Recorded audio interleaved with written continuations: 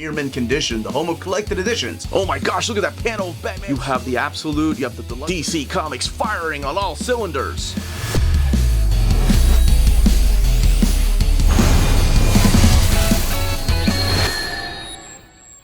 Good afternoon, everybody. Welcome to Near Mint Condition, and today we're going to be taking a look at DC Finest Batgirl. Nobody Dies Tonight trade paperback. Let's go ahead and get right into it.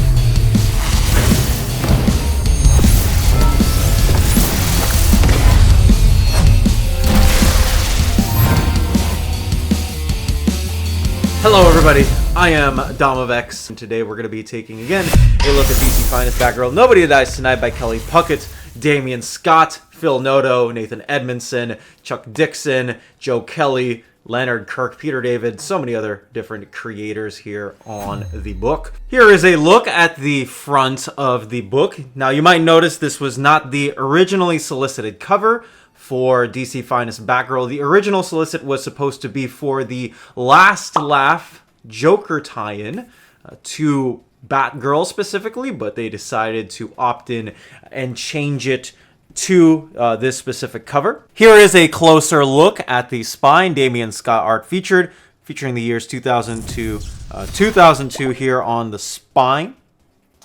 Here's a look again at the spine. And let's take a look at the back. Same old, presenting DC Finest stories with specific covers chosen from Batgirl. I'm actually very surprised they didn't put the Supergirl cover here on the back, but this is the entirety of the back. Got a David Kane cover there with the issue number 11 cover. And then, of course, the years highlighted, Gotham Silent Night. Let's go ahead and talk about the inside of the book. Before I open up DC Finest Batgirl, Nobody Dies Tonight, spoilers. This specific DC Finest opens up in the 7th issue of this Batgirl run, and not the first or the No Man's Land material. I have to put it here. I'm sorry, guys. So just in case, if I do say something, I just have that warning remark there. Let's go ahead and dive into Batgirl Nobody Dies Tonight. All of the covers supplied by Damian Scott, with the two exceptions being the Superboy tie-in issue and the Supergirl issue that is also in here. Here on the left-hand side, you will get all of your copyrighted material information along with the editorial team, present and past. The legendary Dennis O'Neil, of course, getting the main big credit for the editorial team, as he was the main Batman editor at this time, until Peter J. Tomasi took over in the early mid-2000s, right around the time of Infinite Crisis. Let's go ahead and look at the table of contents, and as you can see here, they do have a marker saying all of these covers are illustrated by Damian Scott, Robert Campanella, and Patrick Martin, so penciler, inker, and colorist all there listed, unless it is unspecified or specified by other creators like Pasquale Ferry and Jim Lee, who did the Superboy and Supergirl covers respectively. Now, I will also add to this, I do find this table of contents interesting because they do not have the writer or artist credits. Usually with the table of contents, they will also add in, hey, all of these are by these creators unless they notify you otherwise. You do have some specific issues here where Stephanie Brown does guest star, and Kelly Puckett isn't the one writing those. It is a guest writer and or guest artist, which hopefully I will get to talk about a bit. Now, before I get into why you should read this book, and even if you've never read a Batman-related material book before, why are we starting off at issue 7 instead of issue 1? Well, Cassandra Cain first made her mark in the Batman No Man's Land event, where she did show up in issue 567 of Batman. And in that specific event, we do find out a little bit about who she is and what she does to save Commissioner Gordon from a certain pitfall that befalls him. I'm not going to spoil those specific events because I do think that you should read No Man's Land for yourself to garner what the character is about, what her first appearance is. And I think because of that, they are deciding to opt in whenever they decide to do a Batgirl for Cassandra Cain. I don't know what they would call it. Maybe they would call it Batgirl Silent Night, like the first trade paperback does denote. That is what the first trade paperback was called. They reprinted these issues early in 2018. I was thinking of picking them up, decided to go library instead, and then they went way out of print, and they stopped them around volume 2. So on the screen, I actually do want to thank my buddy Sam for helping me out map this specific Batgirl DC Finest. She is a big Cassandra Cain fan, even a bigger fan than I am of her character. She is one of her favorite characters, and she helped me figure out, hey, these are how many issues are probably going to be in this DC Finest. Told her about, hey, this line exists. They're putting around 500 to 600 pages in each of them, with the exception of the Blue Beetle DC Finest that's coming out later this year. And I could not have mapped out this first volume without her. So all of the No Man's Land issues you see are there as well. There is also a Gotham Knights issue that she does appear in, which I actually went back and read. So if you are interested in reading all of Cassandra Cain's stories on DC Universe Infinite or your local library, get them out of your local comic shop or dig for those certain issues. Those are going to be there for your reference. I have no idea how they'll map out that first Batgirl book, but that is all of the issues that she does appear in before this specific comic book. Now, let's go ahead and disregard that. I already talked a little bit about what this was previously collected in before. So if you have the No Man's Land omnibuses, you probably have, and I have read them, you will have, I think, enough information to store. Now, just a note. Before I get into the rest of the story, the first 6 issues do have, they have very important information as to, again, you're uncovering more of who Cassandra Cain is. It does have various appearances by her father, David Cain, who does train her up to be this super weapon. And there's something that happens to her that's very important in issue number 5 that gets referenced in some of these issues. So, heeding fair warning, I don't think you're going to be lost if you read this without those first 6 issues. But man, those first 6 issues do help in terms of figuring out who she is and what her character is about, and also the setting for this specific run of Batgirl, which now I'm going to talk about. This is one of my favorite runs of all time, and last year on NMC's DC Most Wanted Omnibus poll, this ended up being my number 1.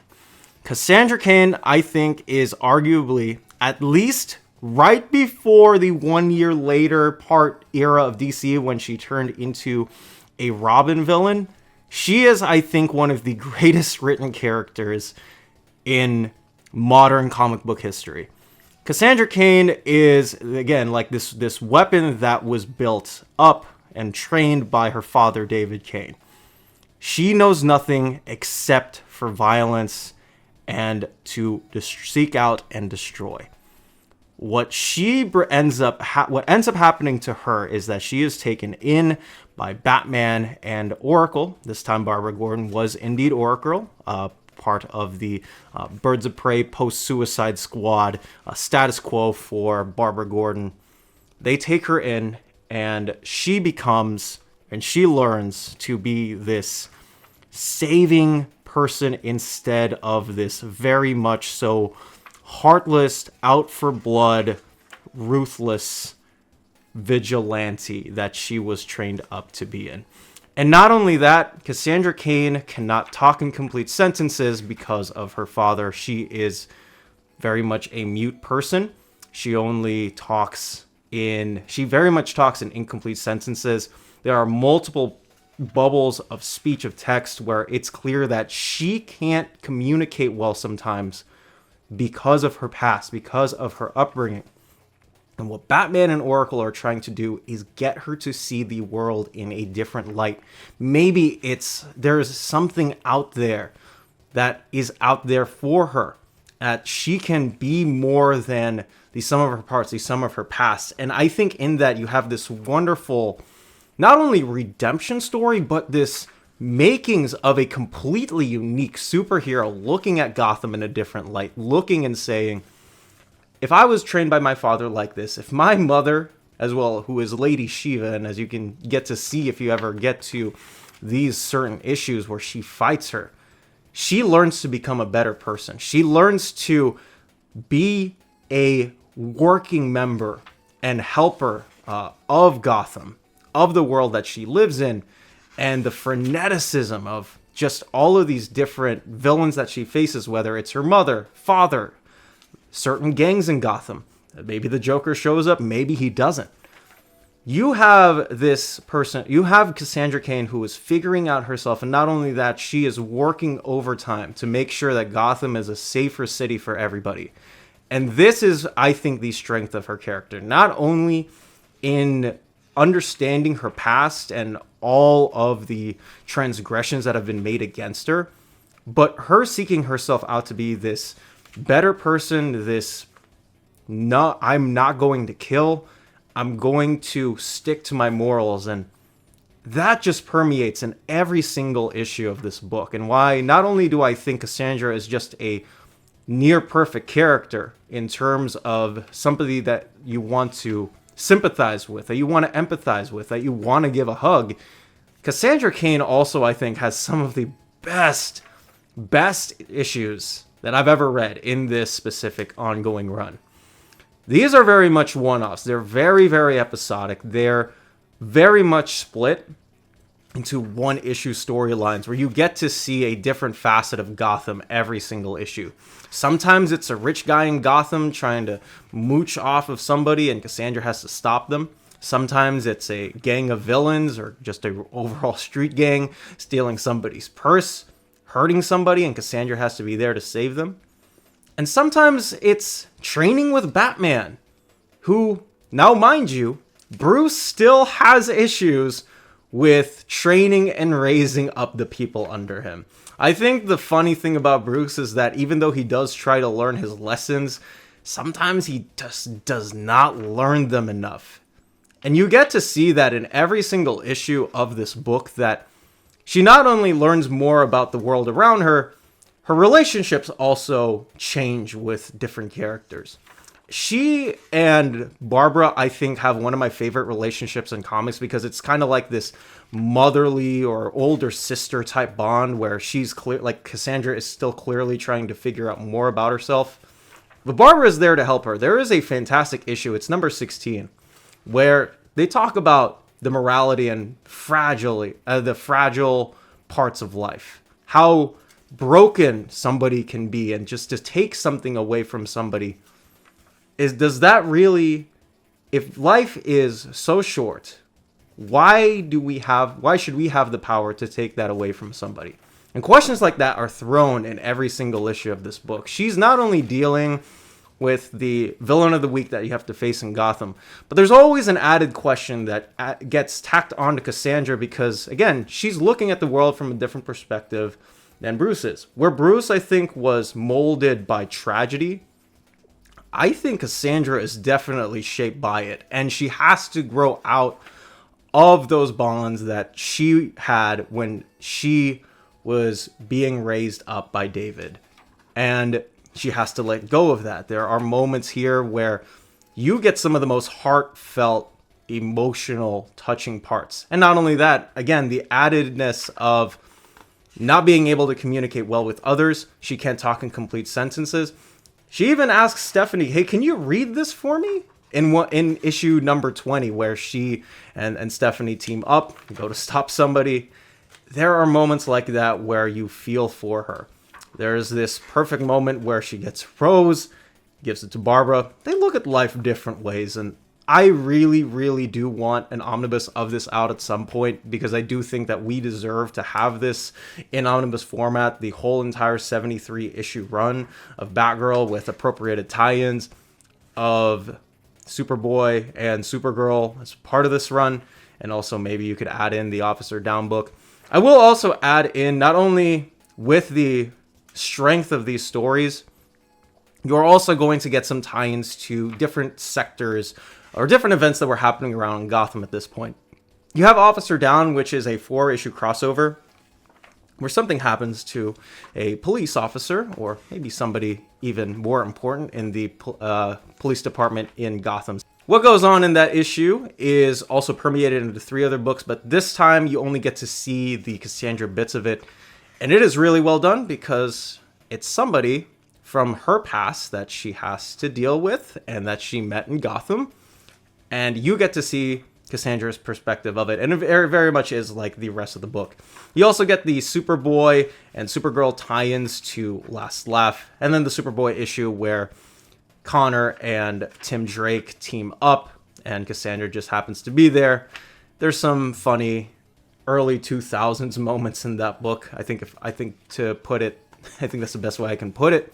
But I found a lot of fun in those specific issues. And not only that, I think that Damian Scott might be my favorite of the 2000s Batman Gotham-centered artists. There are a lot of cartoony vibes, I think, in this era of Batman. I mean, Nightwing has a lot of the same aspects with Scott McDaniel, who also eventually would get onto Batman. But I think Damian Scott works in this book perfectly because Cassandra Cain, for all of her added the baggage and the weight that she has to carry on herself and for Gotham, the art style fits perfectly because it's messy, it's chaotic, the action is frenetic, and what it really does is it sells you on just how crazy Cassandra's life is. And if you're looking at it from that point, wouldn't somebody who doesn't have every single one of the answers to what's going on in Gotham and what's going on in life, wouldn't you want the art style to be as messy as that?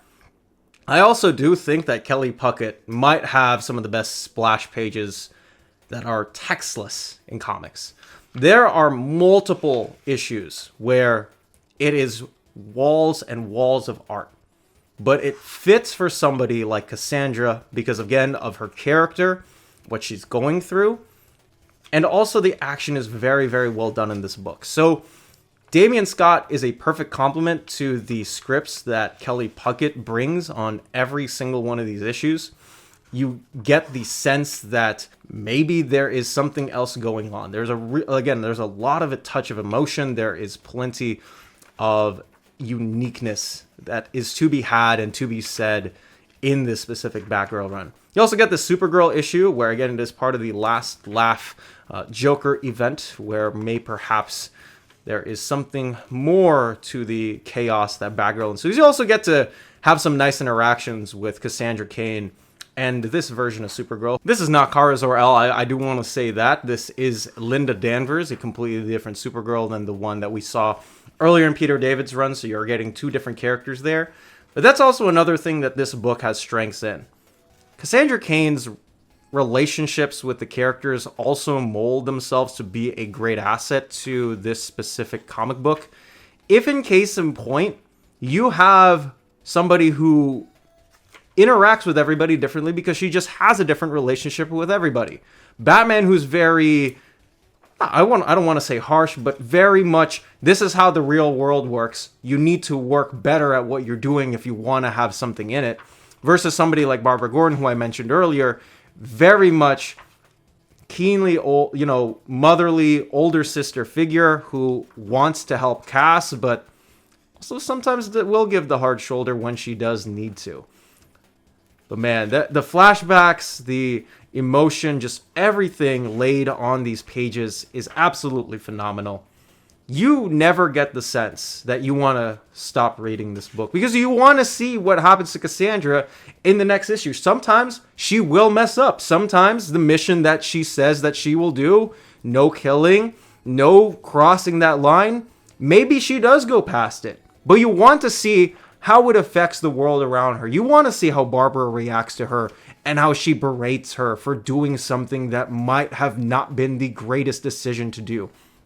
You want to see what Batman is doing because we see a very, very flawed Bruce, and that is actually something that I commend Kelly Puckett for. Batman, I think to a lot of people, has this mystique, this myth, but he breaks it down to a point where maybe Batman isn't necessarily the best person to be around with all the time. So you get to see two different lenses of different people just looking at the whole world from a different aspect. Where Batman sees the world very much, I think, in a black and white way in this book, sometimes just doesn't lend up to her or him and Cassandra Cain having a great relationship. But that's what makes the book stronger. It gives you this sense that Gotham isn't the perfect picture that we make it out to be, and Batman's vision for Gotham might not be the one that we should be fighting for every single time. And not only that, Cassandra Cain gets into some other shenanigans in the Bruce Wayne murderer fugitive era of Gotham, which is also collected in here, at least the Batgirl portion of it, where you do get to see somebody else portrayed differently. And the fact that Bruce is in hot water during that specific point of Gotham, and to see Cassandra Cain just putting the puzzles together, saying, wait, this is who Bruce is? This is what Batman is. It's crazy, guys. This is a book that is going to sweep you off of your feet in terms of just how crazy and how insane some of these situations can get because of the strength of the character and because of the strength of these episodic issues. And the nice part too is that, again, like, they don't feel too overtly long. You get the sense of every single issue just being paced correctly, being paced the right way. I did not have any issues with this book in terms of, are they really writing for the trade, or are they good? You get really, really good single-offs in this specific storyline, and I can't commend DC enough for printing this out, and I want to see more of it. I want to be able to see that previous volume where you have all of her No Man's Land appearances and some excerpts from Gotham Knights before we get into Batgirl issues 1 through 6. Some of those stories are some of my favorites overall in this book. This book also has early Phil Noto art. I love Phil Noto. I don't think I've ever mentioned that on the channel, but he's one of my favorite artists of all time. So getting to see Phil Noto here early on issue number 27, Nathan Edmondson, those two would eventually get on a Black Widow run together, believe it or not. Another book that I also want out in oversized, but this is something that I really, really want to commend DC for, not only in, I think, selecting the right Batgirl to focus on, but also these specific issues, because you don't necessarily need to read those previous 6 issues, like I said, but I don't think they definitely help in terms of some of the greater context of these stories. Now, what I also will say is that I do hope that they don't get to the Infinite Crisis era for Batgirl, because I have a lot of issues with Cassandra Cain's character right in between 2006 and 2011, which is another video for another time. But a great job for DC in placing this out. That I can't thank them enough for putting this all together. Now, here are some of the extras in the book. As you can see, this is one of the 2000s books, the only other one so far being the Wonder Woman DC Finest, with the Origins and Omens by Gail Simone and Terry Dodson and Bernard Chang and all of those fellas. This is the cover to A Night Alone trade paperback. This is part of the 2001 cover that they used for the front of the covers. So nice that they added that as well. They have the covers as page breaks, as you might have seen earlier. Whenever there is a break, they do add the regular cover. No credits there, but they do put the credits here. That's actually something that I wish the DC Finest had. They had credits there on the cover, but I guess the table of contents suffice for that. You also have the Fist of Fury trade paperback collected here in the back as well for that cover, and then more advertisements for the completion of the DC's Finest library. And that, as they say, is that. Now, if you're looking to buy DC Finest Batgirl... If you're in Europe and you're interested in buying these books, definitely check out Walt's Comic Shop in Berlin, Germany. They have the cheapest pre-order prices, flat shipping rate of €12 for all EU countries, emails answered within 24 hours, waltscomicshop.com, and you can use the code Near Mint Condition at checkout and get free shipping for all EU countries with your first order over €40. That's Walt's Comic Shop, your reliable source for omnis and premium collected editions in Europe. Ding! CheapGraphicNovels.com, your online home for graphic novels and collected editions up to 50% off cover price. They have excellent shipping and prompt and helpful service. Check out their bargain deals for up to 90% off cover price. And don't forget that CGN also takes pre-orders. That way you don't miss out on the hottest releases. And they are currently running a special promotion for you Minties. If you're a first-time customer, after receiving your order confirmation email, reply back to that email and let them know Near Mint Condition sent you their way. They will then apply a free shipping promotional credit to your next order in the US. Cheap Graphic Novels, your source for the hottest books with the kind of deep discount, quality shipping, and customer service that will keep you coming back for more. And that is going to be it for me. I'm Dom of X. Let me know in the comment section down below if you're planning on picking this up. I mean, tell DC that we want all of Cassandra Cain's Batgirl out in print. She deserves it. I think that she's one of the greatest characters of all time, and I hope that we get to see this in full omnibus format someday. I'm Dom of X. Please stay safe, Mentees, and have a great one wherever you are.